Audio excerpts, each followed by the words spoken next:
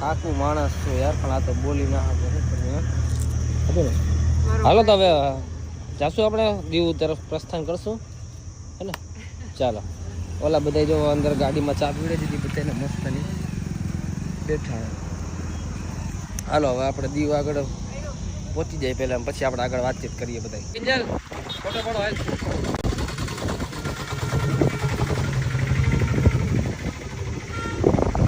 કારી હોય એ તો કારી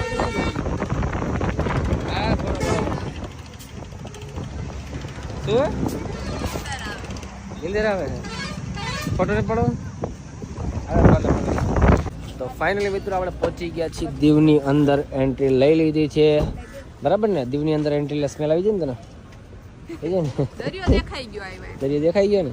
અને બધાને મોઢે જોઈને લાગતું નથી કે આ બધા ફરી શકે, તો આપણે ફરવાનું કાલ ઉપર રાખી દઈએ બરાબર ને. અત્યારે ક્યાંકથી મસ્તની હોટલ ગોતીને આરામ કરવાનો છે, કેમ કે થાકી ગયા. આમ જો કેટલા કિલોમીટર ગાડી ચલાવી એ બધું કહેવાનું ન હોય, હલાવી હલાવી ગાડી બીજું શું હોય એમાં થાકવાનું થોડું હોય. ડ્રાઈવર તને મારી બેન ગાડી હલાવી દે તો હું શું કરું?